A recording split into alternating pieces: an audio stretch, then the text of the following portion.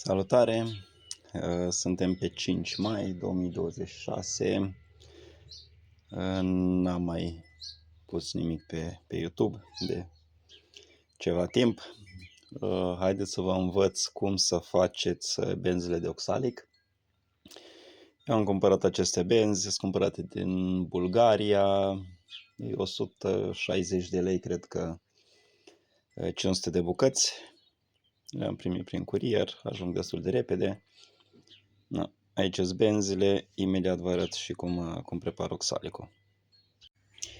Aici am 2 kg de glicerină, repet, 2 kg, nu 2 litri, și 2 kg de oxalic.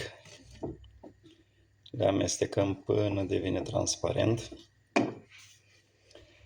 O să vă filmez un pic și după ce este gata. Foarte important la benzi, să le așezați într-un vas sau în ceva încât să nu rămână foarte mult spațiu pe lângă ele. Eu 250 fac cel mai ușor.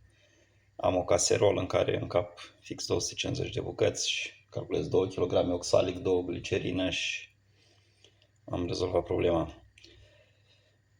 Vasul nu mai refolosiți, pentru că oxalicul este destul de toxic. În cel mai bun caz muriți, în cel mai rău caz vă chinuiți un pic. Așa. Trebuie amestecat, focul lăsat ușor, ușor. Nu trebuie grăbit. Eu fac și pe lavete din alea de celuloză. Aș zice că lavetele sunt mai bune ca și tratament pe termen lung. Dacă infestarea e redusă, este mult mai ok cu lavete. Într-o lavetă încap undeva la o 70 de grame de soluție, deci 35 de grame de oxalic. Trebuie pus 2 jumătăți de lavetă, deci practic fiecare familie o să aibă undeva la 70 de grame de oxalic, care timp de o lună jumătate, aproape 2 luni, o să fie în stop și elimină tot.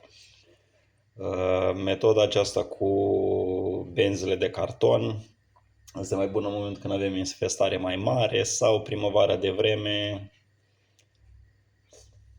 cum este acum. La unii poate nu chiar primăvară de vreme, prin vestul țării sau prin sud. Eu asta le fac pentru stupena de la munte, unde abia înfloresc pomii fructiferi și cel mai ok puse acum, elimină mare parte din varroa. Teoretic, un astfel de tratament plus încă o dată pus după salcâm sau mai încolo un pic după ce rod benzele, ar cam trebui să vă scutească de orice problemă cu varroa. Revin după ce se dizolvă, că durează un pic. Ca o măsură de protecție a muncii, aici avem un vas cu apă și niște bicarbonat de sodiu.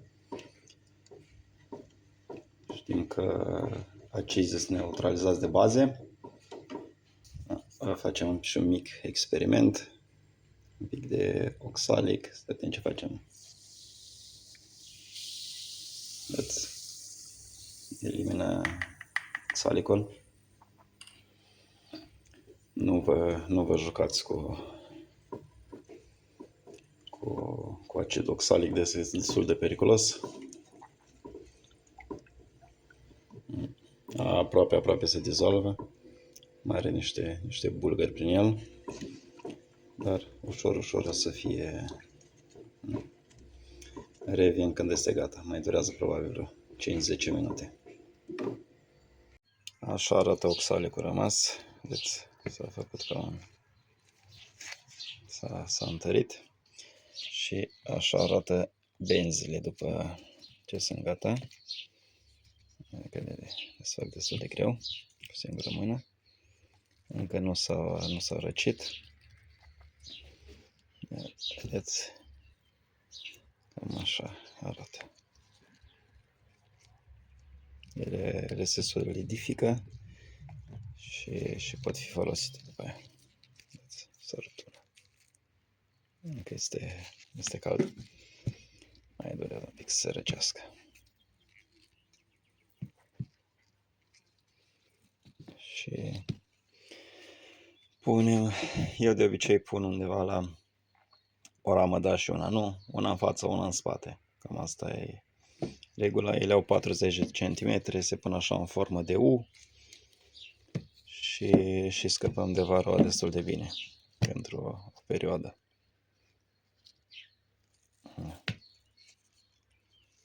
Simplu și eficient.